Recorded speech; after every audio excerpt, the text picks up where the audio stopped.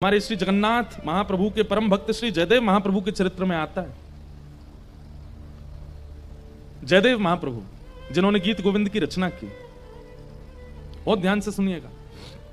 उनकी पत्नी कौन थी? परसों हमने बताया था, पद्मावती। जयदेव महाप्रभु के साथ रहते रहते, गीत गोविंद का पाठ करते करते उनकी पत्नी पद्मावती में भी कई भगवत लक्षण आने लग गए थे।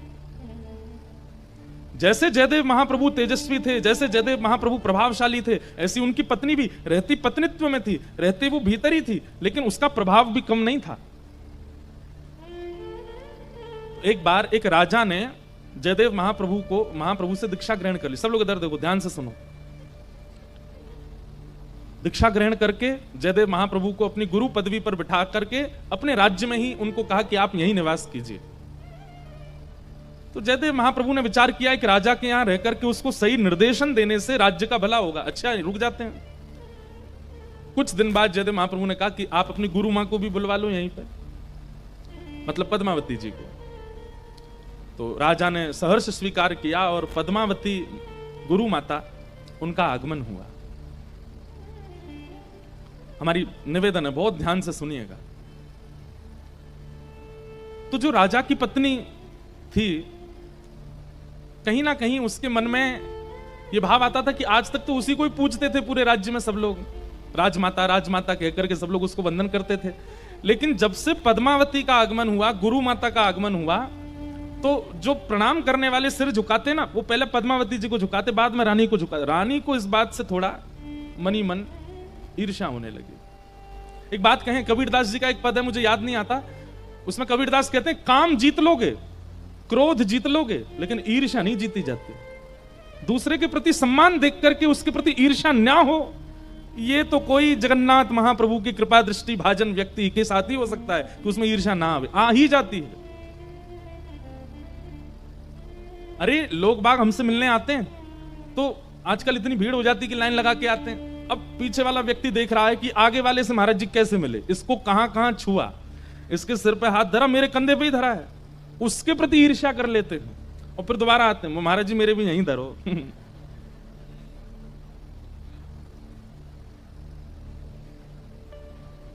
हमें तो बहुत कुछ देखना पड़ता है कथाओं में।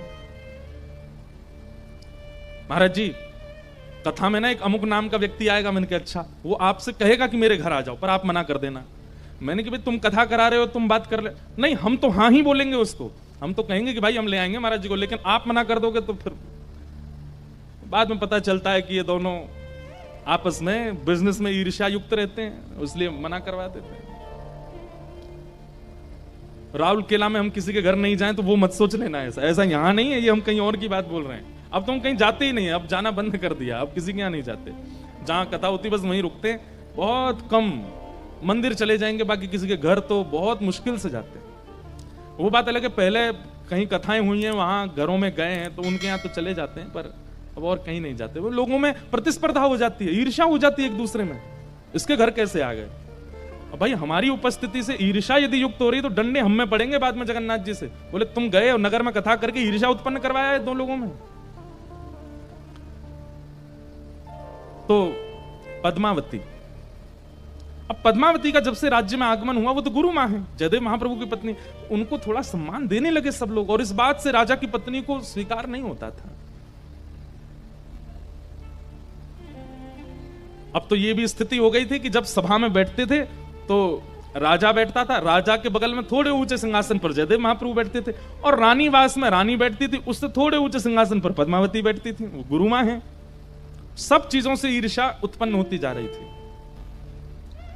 एक दिन की बात, सब रानीवास में बैठे थे, तभी कुछ लोगों ने आकर के कहा, रानी आपके दूर के भाई, उनका युद्ध चल रहा था ना? बोले जी। रानी बड़ी व्याकुल हो गई इस बात को सुनकर के, मेरे भाई वीरगति को प्राप्त हो गए। पद्मावती जी वहीं बैठी थे। रानी रो करके बोली, मेरे भाई वीरगति को प्राप्त हो गए, अभी तो ब्याह हुआ था उनका, उनकी पत्नी अभी युवा है, अभी तो संतान भी नहीं हुई है उनके यहां, और भैया वीरगति को प्राप्त हो गए। तभी अगले दिन समाचार आया कि उनकी जो पत्नी थी भाई की जो पत्नी थी उसने सतीत्व ग्रहण कर लिया, अपने पति के साथ ही चिता में बैठ करके सतीत्व को ग्रहण कर लिया। अब ये बात जब रानी को पता चली तो रानी ने अपने पूरे रानीवास में कहा, मेरी भाभी का त्याग देखा आप लोगों ने, मेरे भैया के प्राण चले गए तो उन्होंने भी सतीत्व ग्रहण कर लिया, वो सती हो गई, चिता पर बैठ करके उन्होंने भी त्याग कर दिया अपने जीवन का। तो ये बात सुनकर के पद्मावती जी बोली, बहुत बहुत ऊंची स्थिति है तुम्हारी भाभी की, लेकिन इससे भी ऊंची स्थिति की सतीत्व हमने सुनी है। और वो सतीत्व ऐसा होता है कि पति की मृत्यु की खबर पड़ते ही प्राण अपने आप निकल जाते हैं, स्वतः निकल जाते हैं। अब ये बात तो उनने सहज भाव से कही, लेकिन पद्मावती की इन बातों से रानी को लगा कि ये मेरी भाभी का उपहास कर रही हैं। एक तो उन्होंने सतीत्व को ग्रहण किया, ऊपर से ये कह रही है कि उससे भी बड़ा सतीत्व कुछ होता है। पद्मावती की बातों को सुनकर के रानी बोली, आप भी पतिव्रता नारी है ना? पद्मावती बोली, इसमें कोई संशय नहीं है, मैं जयदेव महाप्रभु के प्रति अपने इष्ट भाव रखती हूं, वही मेरे जगन्नाथ हैं, वही मेरे सर्वस्व हैं। और एक दिन ऐसा स्वांग रचा,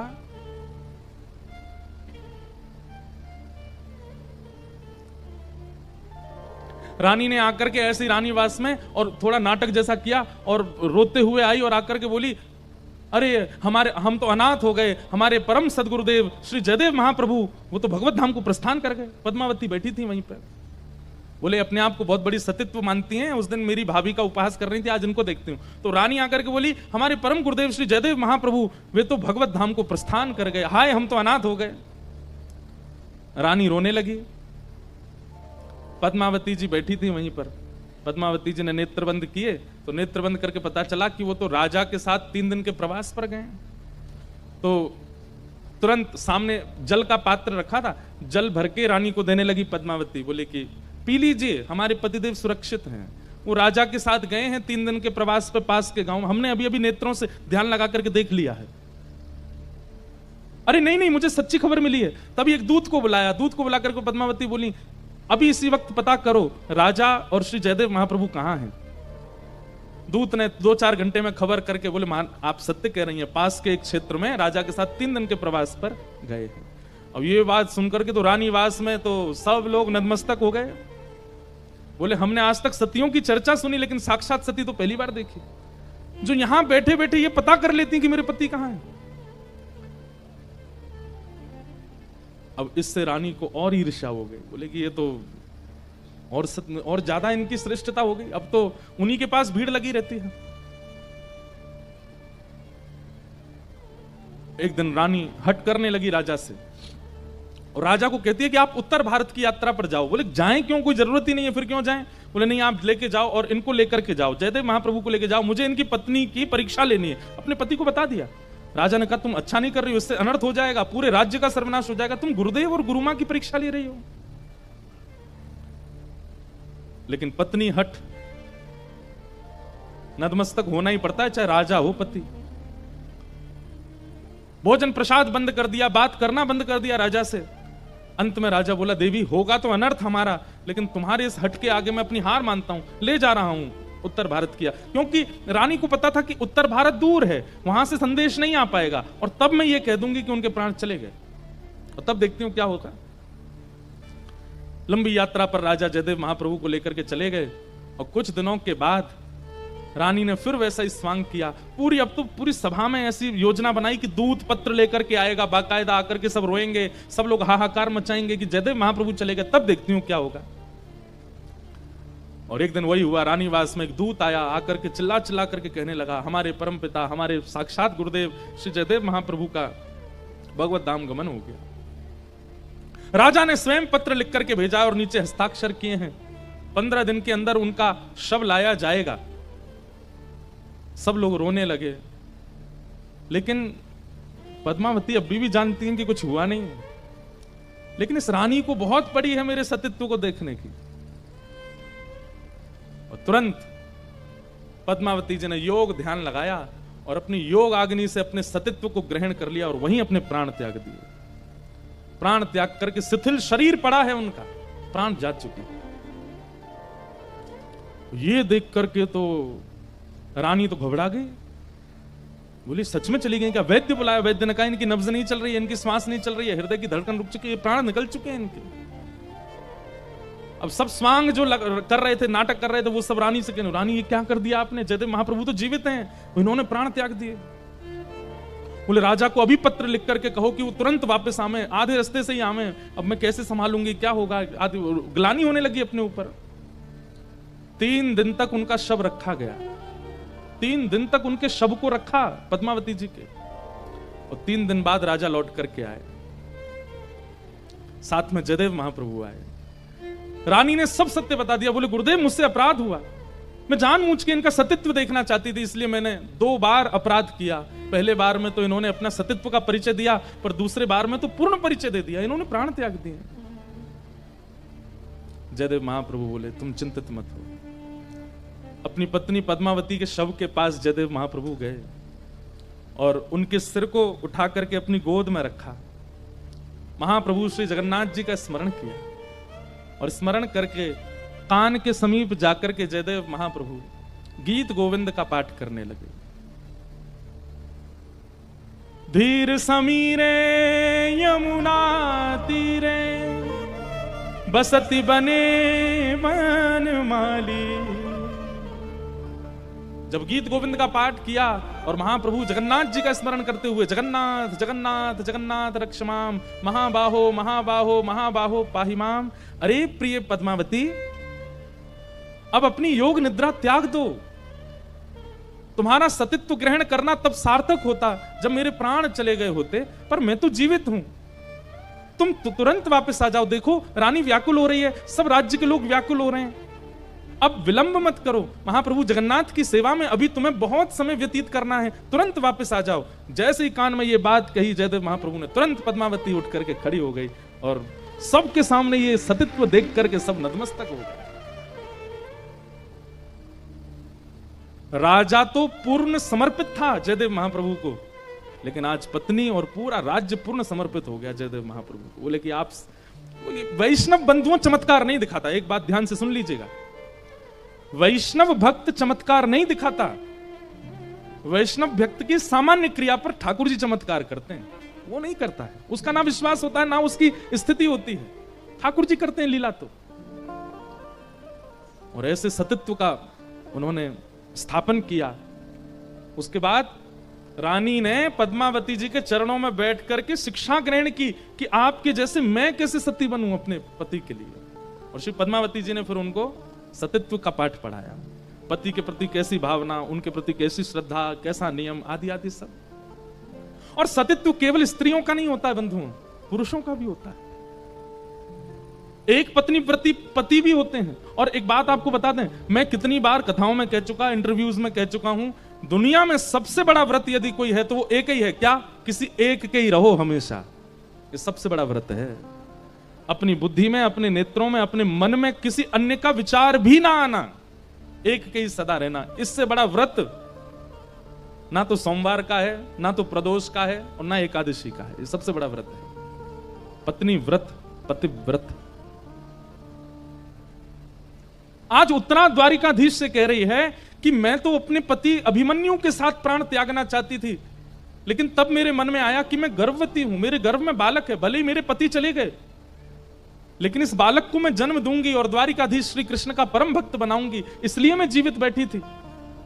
लेकिन आज ये ब्रह्मास्त्र मेरे ही बालक को मारने के लिए आ रहा है श्री कृष्ण, मेरा जीवित रहना, इससे अच्छा तो मैं सती हो जाती। हे द्वारिकाधीश मेरी रक्षा करो।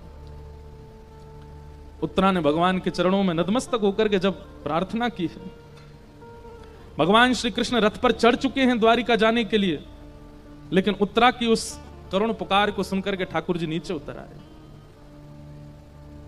और एक रूप से तो भगवान बाहर खड़े हैं और दूसरे रूप से अंगुष्ठ मात्र वायु का रूप धारण करके उसके गर्भ में भीतर प्रवेश करके अपनी चक्रा नाम की गदा को भगवान ने इतनी द्रुत गति से आकाश में घुमाया, अश्वत्थामा के द्वारा छोड़ा गया ब्रह्मास्त्र आकाश में नष्ट हो गया और उत्तरा के गर्भ के बालक की रक्षा हो गई। बोलो भक्त वत्सल भगवान की।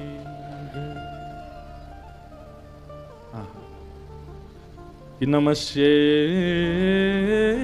पुरुषं त्वाद्यं ईश्वरं प्रकृते परम अलक्ष्यम सर्वभूतानां अंतर्बहिरवस्थितम्। एक बात कहें, वैष्णव जीवन में आने वाली आपत्ति, पीड़ा, विपत्ति, विपरीतताओं से तो डरता नहीं, वो मृत्यु से भी नहीं डरता है। नाम जापक की ऐसी स्थिति हो जाती है, ठाकुर जी की अर्चना सेवा करने वाला वो ऐसा हो जाता है, उसको फिर पीड़ा, भय ये सब नहीं सताते हैं। अरे मृत्यु का भी भय नहीं रहता, मृत्यु आवे तो आ जाए, बस उसकी एक ही चिंता रहती है कि हे नाथ मेरे कहीं प्राण तो चले जाएं, पर प्राण जाते समय किसी विषय का चिंतन ना हो, चिंतन आपका हो। वो उसको एक बात का ही भय रहता है कि नाथ मेरे प्राण चले जाएं, मेरे जीवन में संकट आ जाए, मैं भले ही निर्धन हो जाऊं, भले ही धनवान हो जाऊं, भले ही पत्नी संग रहे चली जाए, बच्चे मिले ना मिले, जीवन में व्यापार चले ना चले, इन सबसे वो चिंतित नहीं होता। चिंता उसको केवल एक बात की रहती है कि ऐसी भी स्थिति परिस्थिति बने, आपकी विस्मृति मुझे नहीं होनी चाहिए। सुख आने पर मैं फूलूं ना, दुख आने पर मैं भूलूं ना, आपका ध्यान निरंतर मेरे चित्त में बना रहे, यही उसकी एक चिंता का कारण बन जाता है। ऐसी चिंता जब आपकी बन जाए तब मानिए कि आप वैष्णव। अभी हमारी चिंता का कारण ठाकुर जी का भजन चिंता का कारण नहीं है, लेकिन एक बात कहें, हमारी गद्दी पे बैठ के देखो, ये भी कई लोगों की चिंता होती है, आते मिलने, हमें ब्रज मिलेगा, हमें किशोरी जी कभी बुलाएंगे, हमें महाप्रभु जगन्नाथ जी अपना दर्शन कराएंगे। चिंता का आजकल थोड़े चतुर भक्त होते हैं। एक हमारे पास आया, वो क्या बोलता है, महाराज जी मेरी दो ही कामनाएं। मैंने क्या, एक तो मेरा व्यापार बहुत अच्छा हो जाए, दूसरा मुझे ठाकुर जी के प्रत्यक्ष दर्शन हो जाए। मैंने कहा बहुत चतुर हो बेटा, दोनों चीज मांग लिए। मेरा व्यापार बहुत अच्छा हो जाए, व्यापार अच्छा हो जाए मतलब आमदनी अच्छी हो जाए, आमदनी अच्छी हो जाए मतलब घर बन जाए, घर बन जाए मतलब गाड़ी आ जाए, गाड़ी आ जाए मतलब बढ़िया कन्या से ब्याह हो जाए, मतलब संतान भी सुंदर हो जाए, सब कुछ बढ़िया, और फिर कृष्ण भी मिल जाए। प्रेम गली अति सांकरी, तामे दो ना समाए। आप चाहते हैं कि ये विषय भी मिल जाए और ठाकुर जी भी मिल जाए, असंभव। और विषय यदि मिल भी गया, कई धनवान लोग यहां बैठे हैं, वो लोग अगर सोचें कि हमारे पास तो सब कुछ है, हमें ठाकुर जी नहीं मिलेंगे, कई विषय मिल भी जाएं तो उस विषय के प्रति वैसी आसक्ति नहीं होगी। श्रीमद् भागवत में कथा आती है राजा अम्बरीश की। अम्बरीश राजा कैसे राजा हैं पता है? केवल पृथ्वी के राजा नहीं है, 3 लोक के राजा हैं। पृथ्वी का भी राज्य उनके अंडर में आता है, स्वर्ग का भी राज्य और रसातल का भी, तीनों के राजा, यानी कि इंद्र और यमराज भी कोई कोई आज्ञा लेते हैं उनसे। ऐसे राजा अम्बरीश, उन अम्बरीश राजा के विषय में कहते हैं कि वो खुद ही सेवा करते हैं ठाकुर जी की। श्रीमद् भागवत में प्रसंग आता है श्री अम्बरीश महाराज का।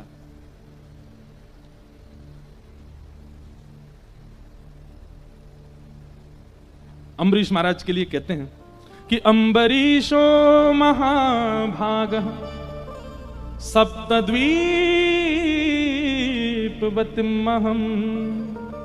अव्ययां च श्रियं लब्ध्वा विभवं चातुलं भुवि।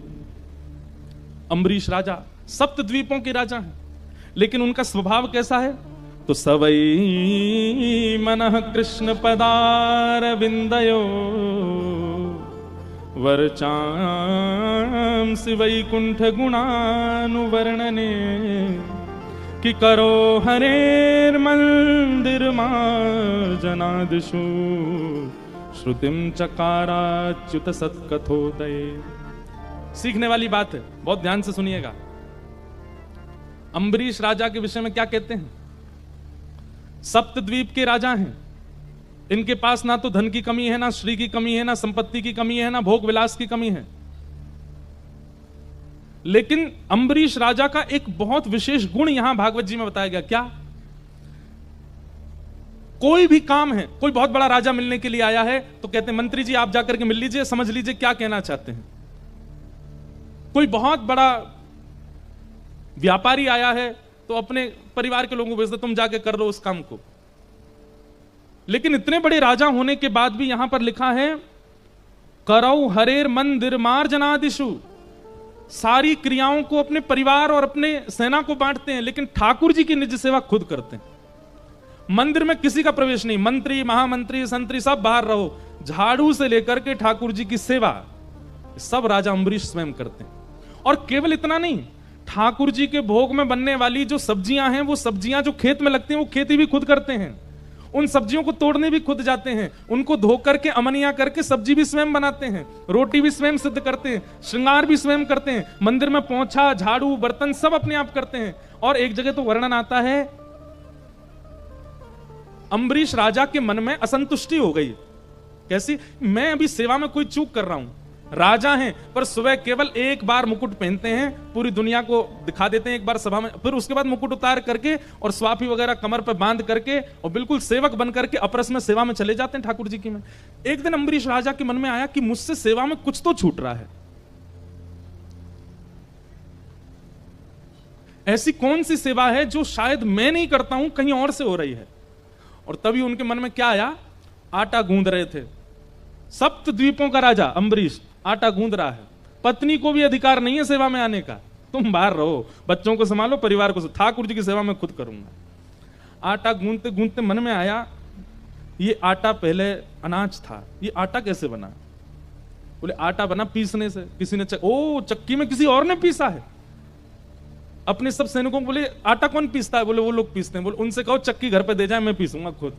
इतनी सेवा भी कोई और नहीं करेगा, ये भी मैं ही करूंगा। मेरे प्रभु हैं, मेरे नाथ हैं, मेरे स्वामी हैं, उनकी सेवा में चूक कैसी? और जब चक्की आ गई घर में, रानी मंत्री संतरी सब सिर पर हाथ धर के बैठे, बोले पागल हो गए हमारे, इनको सप्तद्वीपों का राजा बना किसने दिया है? ये चक्की खुद पीस रहे हैं। और चक्की के पास बैठ करके गेहूं लेकर के डालते जा रहे हैं और अम्बरीश राजा स्वयं अपने हाथों से चक्की पीस रहे हैं। इस दृश्य को देख करके ठाकुर जी रोक नहीं पाए स्वयं को, और अम्बरीश राजा के मंदिर में बैठे ठाकुर जी सचल प्रकट हो गए और दौड़ करके जाकर के अम्बरीश को हृदय से लगा लिया। बोले तुम्हारी भक्ति से मैं बहुत प्रसन्न हूं, तुम्हारे पास क्या कमी है? अरे कोई एक नगर का राजा होता, एक देश का राजा होता, तुम सप्तद्वीपों के राजा हो। तुम्हारी भ्रगुटी टेढ़ी करने पर देवता भी हिल जाते हैं और तुम यहां चक्की पीस रहे हो मेरी सेवा के लिए।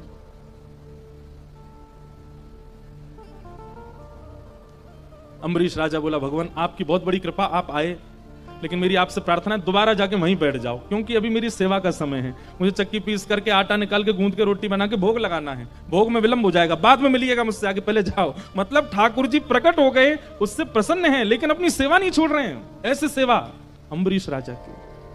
श्रीमद् भागवत में उनको भक्त राज कहा गया है। एक दिन अम्बरीश राजा चक्की पीस रहे थे, जेठ का महीना, भयंकर गर्मी, तो अम्बरीश को पसीने आ गए। अब अपने पसीने नहीं पहुंच रहे हैं, क्यों? क्योंकि कहीं एक बूंद भी गिर गया आटे में तो सेवा खंडित हो जाएगी, तो अपना मुख दूर करके ऐसे चक्की पीस रहे थे। इतने में ही अम्बरीश राजा को लगता बड़ी ठंडी ठंडी हवा आ रही है और हवा में चंदन की सुगंधी, इत्र की सुगंधी, केसर की सुगंधी आ रही है। अम्बरीश राजा ने नेत्र खोल करके देखा तो ठाकुर जी बगल में खड़े अपनी पीतांबरी से हवा कर रहे थे। अम्बरीश राजा की, अम्बरीश के तो नेत्र सजल हो गए, चरणों में गिर गया। भगवान ये क्या कर रहे हैं आप? ये आपको शोभा नहीं देता है, आप परमात्मा हैं, आप भक्त की सेवा नहीं कर सकते। तब भगवान कहते हैं अहम भक्त पराधीन। अम्बरीश तुमने कभी विचार किया कि तुम सप्तद्वीपों के राजा हो और पूरा दिन मेरी सेवा में रहते हो, तो सप्तद्वीपों का संचार कैसे होता है? जब भक्त अपना संपूर्ण मुझे निवेदित कर देता है तो फिर उस भक्त का जीवन कैसे चलेगा? यहां लोगों की शिकायत नहीं खत्म होती, महाराज जी नाम जप कैसे करें, क्यों पढ़ाई बच्ची है, नाम जप कैसे करें, अभी तो जॉब बच्ची है, नाम जप कैसे करें, हमें तो घर के लिए कमाना है, गृहस्थाश्रम में रहते हैं, पत्नी के लिए आदि आदि, इतनी शिकायतें करते हैं। पर अम्बरीश तुमने कभी कोई शिकायत नहीं की, तुम पूरे दिन सेवा में रहते हो, तुम कभी सोचते नहीं तुम्हारा घर परिवार चलता कैसे? मैं ही तो चलाता हूं। जब भक्त अपना सर्वस्व मेरे सेवा में अर्पित कर देता है, उस भक्त का सब कुछ संभालने की, तुमको आज पता चला कि तुम्हारी हवा में कर रहा हूं, बाकी तो तुम्हारा राज्य पूरा मैं ही चला रहा हूं, क्योंकि तुम पूरे दिन सेवा में रहते हो। ऐसे भक्तराज अम्बरीश।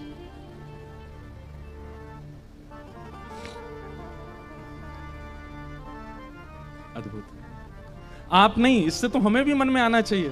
हम भी अपने गिरधर लाल जी को लिए घूमते हैं सब जगह, कई सेवा ऐसी वो हम नहीं करते, श्रृंगार कर देते हैं, बाकी तो आरती की सेवा किसी और की, शयन की सेवा किसी और की, भोग की सेवा किसी और की। क्या सेवा? बस श्रृंगार करके पूरा श्रेय ले लेते हैं, हम करते हैं सेवा।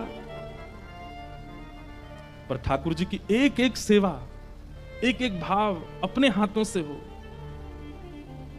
तभी तो ठाकुर जी प्रसन्न होंगे। बुरा नहीं मानिएगा, आजकल माताएं अपने बालकों की सेवा के लिए एक माता जी और रखती हैं, वही गोदी में लेके चलेंगी, वही दूध पिलाती हैं, वही सेवा करती हैं, वही सुलाती हैं, वही उसको सब जगह करती हैं, सब क्रिया, बस श्रेय लेने को। कौन की इतनी सुंदर लाली को, मेरी है, अरे मेरी लाली आ जा। कई बार तो मैंने देखा वो बालक अपनी मां की गोद में ही रोते हैं, उनके पास जाना है जो सेवा हमारी करते हैं। अरे ये बहुत रो रही है, शांत नहीं हो रही, अरे तुम्हारी बेटी है, तुमसे ही नहीं हो रही। हम ठाकुर जी की सेवा बता रहे हैं मंच पर बैठ के, हाँ अपने खुद की संतानों की सेवा नहीं होती मां से, ठाकुर जी की सेवा तो बहुत दूर की बात है। आप लोग इधर उधर मत देखो, ये सब उसको ढूंढ रहे हैं जिसने अपनी बच्चों की सेवा करवाई किसी से। देख देख, देख तेरे लिए कह रहे हैं महाराज जी। एक प्रकार से हमने ठाकुर जी की सेवा भी ऐसी ही कर दी है। श्रेय लेने को हम बैठे हैं। गिरधरलाल जी कौन के? बोले इंद्रेश जी के हैं। श्रृंगार कौन ने किया? इंद्रेश ने। पर भोग तो कोई और लगाता है, शयन तो कोई और कराता है। आज अम्बरीश राजा की कथा से एक चीज सीखिएगा कि जितनी ज्यादा हो सके सेवा का अधिकार अपने पास रखो। ठाकुर जी आपके लिए आए हैं, वो आपसे सेवा कराना चाहते हैं, वो आपके हैं। शायद हो सकता है कि इस भाव को प्रकट मुझसे भी इसीलिए करा रहे हों कि मैं तेरे संग या मारे ना डोलूं को मुंह डोलना बढ़िया लगा, मुझे या मारे तेरे संग रहूं, तेरे हाथन से सबरी सेवा चाहिए। होता है महीना में एक बार कुछ बना करके पवाते हैं ठाकुर जी को, पर रोज अब वही बात है, फिर ये सारी सेवा में लग जाएं तो फिर ना तो किसी से मिल पाएंगे, ना जुल पाएंगे, ना कहीं जा पाएंगे, फिर बहुत। लेकिन करूंगा जरूर, एक दिन अम्बरीश महाराज जैसी सेवा होगी। आप लोग भी दृढ़ संकल्पित हो, हमारे ठाकुर जी की पूरी सेवा हम करें। ठाकुर जी को प्रसन्न करने के लिए भक्ति भाव में आए हैं। केवल संतुष्टि मिलती है कथा सुन के, इसलिए कथा नहीं सुननी है। इसके बाद क्या? भगवत प्राप्ति हमारी इच्छा है।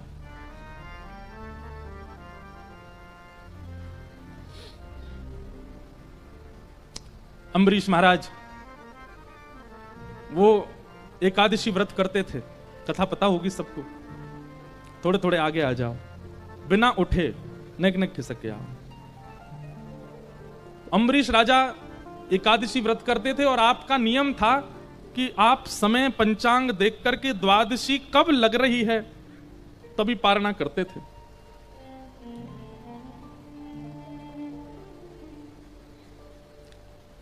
और आपका नियम था कि आप एकादशी के बाद द्वादशी पारणा में पहले वैष्णव संतों को प्रसाद पवाते थे। हर एकादशी पर वैष्णव संतों को प्रसाद पवाने के बाद जब वैष्णव प्रसाद पाकर के चले जाते, उनके प्रसाद को मुख में धारण करके आप अपनी एकादशी व्रत को पूर्ण करते थे। ऐसी एकादशी करते थे अम्बरीश राजा।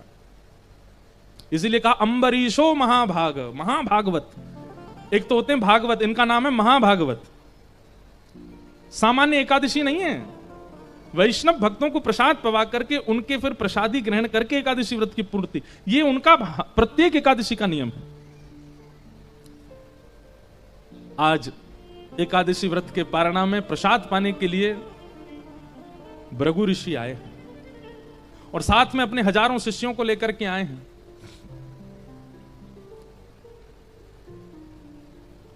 आए, चरण धोए, चरण धो करके उनका तिलक किया, बहु सम्मान किया, माला पहनाई, दक्षिणा प्रदान की। अम्बरीश राजा ने कहा भगवान प्रसाद तैयार है, आप पाने के लिए विराज जाइए। भृगु ऋषि बोले अभी संध्या का समय हो गया है, हम संध्या करके आते हैं, स्नान करके आते हैं, तब तक तुम प्रसाद की तैयारी करो, हम अभी आ रहे हैं। अच्छा, भृगु ऋषि प्रसाद पाने और व्रत पूर्ण कराने नहीं गए थे, वो परीक्षा लेने ही गए थे अम्बरीश राजा की। नारद जी से इतनी प्रशंसा सुनी थी, नारद जी जब भी मिलते भृगु ऋषि को तब कहते भाई भक्त तो अम्बरीश है, सप्त द्वीपों का राजा भक्त अम्बरीश है, उस जैसा भक्त नहीं देखा। तो इनके मन में भी आया हम भी तो देखें ऐसा कैसा भक्त है। अम्बरीश महाराज का नियम था कि आप संतों को प्रसाद पवाते और जैसे ही पारणा का समय होता उसी समय प्रसाद ग्रहण करके अपना व्रत खोलते थे। संध्या में बहुत कम समय लगना था, लेकिन भृगु ऋषि जानबूझ करके समय व्यतीत कर रहे हैं ताकि उसके पारणा का समय निकल जाए। फिर देखता हूं कि धर्म को प्रधानता देगा कि संत वैष्णवों की सेवा को प्रधानता देगा। यहां अम्बरीश बड़े व्याकुल, समय निकलता जा रहा है, पारणा का समय हो रहा है, क्या करें, अभी तक भृगु ऋषि आए नहीं है, प्रसाद पाया नहीं है, मैं कैसे अपना व्रत पूर्ण करूं, और उसके बाद यदि व्रत पूर्ण करता हूं तो अभी तक जो मेरा नियम चला, इससे कोई ठाकुर जी नाराज नहीं होते। कई लोगों का नियम होता है कि वो बिल्कुल एग्जैक्ट टाइम पे ही व्रत खोलते हैं, इससे अगर आप चूक जाओ तो ठाकुर जी नाराज होंगे, ऐसा नहीं है। पर हां, कई बार नियम होता है, नियम को आप जितनी श्रेष्ठता से परिपूर्ण करते हो। भाई, स्कूल जाने का समय है 7 बजे, अब 7 बजे अगर पहुंच जाते हो, फर्स्ट क्लास अटेंड कर लेते हो, तो अटेंडेंस में नाम आ जाता है कि प्रेजेंट थे। अब लेट पहुंचोगे, फर्स्ट क्लास ही निकल गई, क्लास टीचर अटेंडेंस लेके चले गए, आपकी अटेंडेंस ही लग पाई। अब लग तो जाएगी, बाद में आप क्लास टीचर को जाके बोलोगे मैं आया था, लेट आया था, आप मेरी अटेंडेंस लगा दो। पर समय से पहुंचने पर अटेंडेंस हो जाती है कि हाँ ये उपस्थित थे। ठीक उसी प्रकार समय पर नियम की पूर्ति करने से उपस्थिति दर्ज होती है, लेकिन कभी नियम टूट जाए तो उससे ठाकुर जी नाराज नहीं होते हैं। लेकिन अम्बरीश राजा का नियम था कि अपने समय से ही पारणा करना है। और यहां भृगु ऋषि तो जबरदस्ती आत्मजल लेकर के बैठे हैं, संध्या कर रहे हैं, बोले कि आज इसका समय ही निकले, देखता हूं क्या करेगा। 2-4 मिनट रह गए थे, वशिष्ठ ऋषि के चरणों में जाकर के प्रणाम किया, अपने गुरुदेव को प्रणाम करते हुए अम्बरीश राजा बोले भगवान कुछ बताइए ना, भृगु ऋषि आए प्रसाद पाने, लेकिन अभी तक आए नहीं और मेरे पारणा का समय हो गया, मैं क्या करूं, मेरा नियम टूट जाएगा। मेरे नियम में मुझे कुछ समृद्धि या उपलब्धि नहीं चाहिए, केवल भगवत दर्शन का नियम रखा है मैंने, मैं इस नियम को इसलिए पालन करता हूं ताकि ठाकुर जी मेरे हो जाएं बस। और कहीं ये नियम टूट गया तो ठाकुर जी मेरे होने में दिक्कत ना हो जाए। वशिष्ठ ऋषि बोले देखो तुम एक काम करो, बोले क्या, ठाकुर जी का अभिषेक करो और अभिषेक करके जो पंचामृत ठाकुर जी का होगा उसका पान कर लो, अपना नियम भी हो जाएगा, और फिर जब भृगु ऋषि पाके चले जाएं तो उस प्रसाद को पा लेना। और आपने तुरंत ठाकुर जी का अभिषेक किया पंचामृत हाथ में लेकर के, और जैसे ही पारणा का समय हुआ तुरंत उसको पान करके अपना नियम पूरा कर दिया। ये यहां पी ही रहे थे कि इतने में भृगु ऋषि आ गए, और भृगु ऋषि आकर के बोले अच्छा हमको बुलाना तो ढोंग है तुम्हारा, तुम तो केवल अपने नियम के पक्के हो, अपने नियम का पालन करना जानते हो। अरे जब ये नियम था कि कोई ऋषि आकर के पाएगा उसके प्रसाद के बाद ही मैं ग्रहण करूंगा, तो ये नियम तुमने तोड़ा क्यों? अम्बरीश राजा बोले नहीं, मैंने वैसे नहीं, कोई भाव नहीं था भगवान, अन्न सेवन तो अभी भी आपके प्रसाद के बाद ही पाऊंगा, केवल मेरे एक समय पर नियम पूर्ति के लिए मैंने गुरु आज्ञा लेकर के बस चरणामृत लिया। लेकिन भृगु ऋषि क्रोध में भर गए, तुरंत अपनी जटा फेंक करके नीचे, कृत्या नाम की राक्षसी प्रकट हो गई और उसको कहा विध्वंस कर दो अम्बरीश राजा का। अम्बरीश राजा तो हाथ जोड़ करके बैठ गए, नेत्रों से आंसू, बोले भगवत मिलन तो हुआ नहीं, एक राक्षसी के द्वारा वध होगा मेरा, हे नाथ मेरी रक्षा करो। मैंने जानबूझ करके वैष्णव अपराध नहीं किया है, मैंने ऋषि का अपराध जानबूझ केवल अपने नियम की रक्षा के लिए आपका चरणामृत सेवन किया है। ठाकुर जी से कहां देखा जा रहा था, प्रबल प्रेम के पाले पड़कर हरि को नियम बदलते देखा, अपना मान टले टल जाए पर भक्त का मान न टलते देखा। तुरंत भगवान ने सुदर्शन जी को आज्ञा की, बोले जाइए पहले तो कृत्या को खत्म करो, और उसके बाद ये बहुत सबको श्राप देते रहते भृगु ऋषि, आज इनको मजा चखाओ। इतने में ही देखा कि दूसरे सूर्य के समान तेज पृथ्वी की ओर आ रहा है। देख करके कृत्या घबराई, वो सूर्य नहीं था, सुदर्शन जी महाराज थे। हमारे जगन्नाथपुरी में महाप्रभु जी 4 विग्रह में विराज रहे हैं, श्री जगन्नाथ जी, सुभद्रा जी, बलराम जी, और श्री जगन्नाथ जी के ठीक बगल में श्री सुदर्शन जी। सुदर्शन यहां संगी रहते हैं ठाकुर जी के, और सुदर्शन जी भी विकराल रूप में नहीं है, बस सामान्य से रूप में है। नील चक्र के रूप में ऊपर मंदिर के ऊपर जो चक्र विराजमान है वो नील चक्र के रूप में, वहां सुदर्शन जी का एक चक्र रूप में दर्शन है। बाकी ठाकुर जी के बगल में तो वंशी की तरह सुदर्शन जी बैठे हैं, और जगन्नाथ जी इतने बड़े हैं तो वंशी की तरह ही लगती हैं सुदर्शन जी महाराज। सुदर्शन जी को आज्ञा कर दी, जाकर के कृत्या का वध कर दिया, और कृत्या के बाद सुदर्शन जी भागे भृगु ऋषि के पीछे, तीनों लोकों में डोल लिए। इंद्र से जाकर के कहा रक्षा करो, नहीं कर पाए, शंकर जी से कहा रक्षा करो, नहीं कर पाए, यमराज से कहा रक्षा करो, नहीं कर पाए। दौड़ते दौड़ते सुदर्शन जी से ही बोले कि भैया कैसे बचा, आपसे कैसे बचूं, आप ही बताओ। बोले जिन्होंने हमको छोड़ा उनके पास जाओ। दौड़े दौड़े भगवान के पास गए, बोले प्रभु मुझे क्षमा कर। भगवान बोले देखो ये सुदर्शन जी रहते हमारे पास हैं, पर ये हमसे ज्यादा हमारे भक्तों के सेवक हैं। ठाकुर जी की लीला देखो क्या कह रहे हैं, बोले हमसे ज्यादा हमारे भक्तों के सेवक हैं, हमारे कहने से नहीं रुकेंगे ये। अगर भक्त राज अम्बरीश कह देगा तो ये रुक जाएंगे, और उसके लिए आपको अम्बरीश के चरणों में जाकर के क्षमा याचना करनी पड़ेगी। कितने अपने भक्तों से कितना प्रेम करते हैं ठाकुर जी। भृगु ऋषि बोले आप एक बार कह के तो देखिए। भगवान बोले सुदर्शन जी रुक जाओ, सुदर्शन जी रुक जाओ। सुदर्शन जी रुके नहीं, भीतर से सब पता है आपस में। सुदर्शन जी तो और उग्र रूप में, देखो रुके ही नहीं रहे, सुन ही नहीं रहे हमारी, जाओ अम्बरीश राजा के पास जाओ। अंत में भृगु ऋषि दौड़े दौड़े आए और साष्टांग प्रणाम किया अम्बरीश राजा को, मुझे क्षमा कर दो, मैंने तुम्हारी परीक्षा की, मुझसे अपराध हो गया। अम्बरीश राजा के तो नेत्र सजल हो गए, दंडवत। बोले नहीं भगवान, आप कृपा करके मुझे प्रणाम ना करें। बोले एक बार कह दो क्षमा कर। बोले नहीं, आपने कुछ किया ही नहीं, मैं क्यों कहूं। बोले भैया तू देरी करेगा, ये मुझे मार देंगे, तू बोल दे एक बार। अंत में अम्बरीश जी ने सुदर्शन जी से प्रार्थना की कि आप इनको कुछ मत कहो। तुरंत सुदर्शन जी शांत हो गए, लौट करके वापस चले गए। भृगु ऋषि के चरण धोए। भृगु ऋषि के भाई तुम हाथ ही मत लगाओ हमको। अम्बरीश तुम भाई क्या तुमने ठाकुर जी को वश में कर रखा है अपने। अरे भगवान के आयुध भी उनके कहने से नहीं रुकते हैं, तुम्हारे कहने से रुकते हैं। अम्बरीश राजा के नेत्र सजे। बोले ये मैंने कुछ नहीं किया, सब ठाकुर जी की लीला। श्रीमद् भागवत में भगवान स्वयं कहते हैं अहम भक्त पराधीन यस्वतंत्र इव द्विज साधुभिर्ग्रस्त हृदयो भक्तैर्भक्त जन प्रिय। हे भृगु महाराज, मैं अपने भक्तों के पराधीन हूं। वो कभी नहीं चाहेंगे कि कुछ ऐसा हो, पर मैं उनके मन की रक्षा करता हूं, मैं उनके भाव की रक्षा करता हूं। मुझे पूरे विश्व मेरे अधीन है, पर मैं अपने भक्तों के अधीन हूं। मैं अपने भक्तों के चाही क्रिया करता हूं। इसलिए मेरे भक्तों का कभी भी आप अपराध मत करना, क्योंकि उनका अपमान होने पर वो तो क्षमा कर देंगे, पर मैं क्षमा नहीं करता हूं, मैं नहीं छोड़ता हूं। इसलिए दुनिया में बंधुओं कोई भी अपराध हो जाए सबसे क्षमा मिल जाएगी, लेकिन कभी किसी वैष्णव का अपराध मत करना, किसी भक्त का अपराध मत करना। ठाकुर जी को वो प्रिय नहीं। ऐसे महाराज अम्बरीश, उनका चरित्र भागवत जी में कहा गया। तो भगवान ने उत्तरा के गर्भ में जाकर के परीक्षित की रक्षा की। परीक्षित की रक्षा के पश्चात जैसे ही ठाकुर जी जाने लगे, कुंती ने भगवान की स्तुति गाई। तत्पश्चात भीष्म पितामह ने भगवान की स्तुति गाई। सबकी स्तुतियों का श्रवण करते हुए भगवान द्वारिका गए। कुछ दिन बाद भगवान अपनी लीला पूरी करके स्वधाम चले गए। अर्जुन ने यह खबर आकर के पांडवों को बताई, तो पांडवों ने उस नन्हे से परीक्षित बालक को राज्य गद्दी पर बिठा दिया और स्वयं स्वर्गारोहण को चले गए।